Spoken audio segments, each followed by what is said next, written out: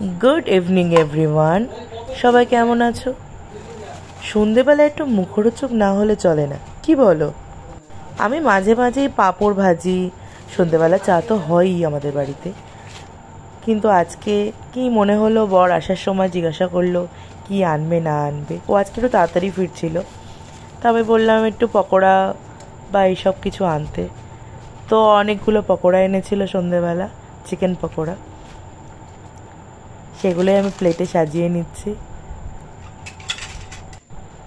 আমাদের বাড়িতে কিন্তু এরকম মুখরোচক খেতে সবাই খুব ভালোবাসে।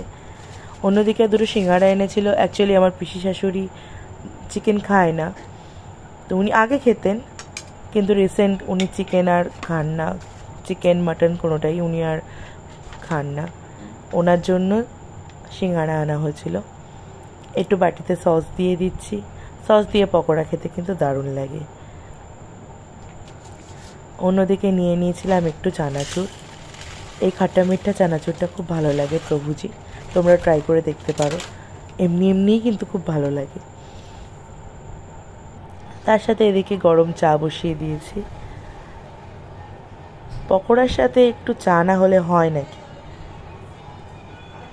ঘন দুধের চা খুব ভালো লাগে পকোড়ার সাথে। এই নিয়ে বসে গেছি আমরা।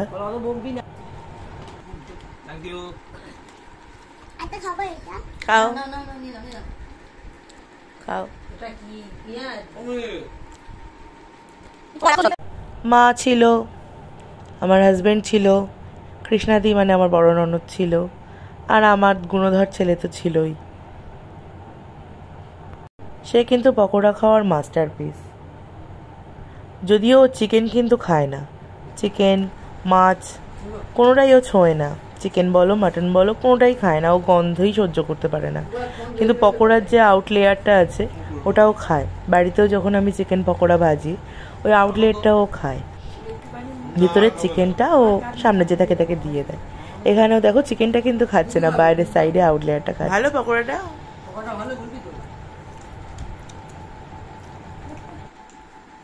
পকোড়াটা কেমন খেতে?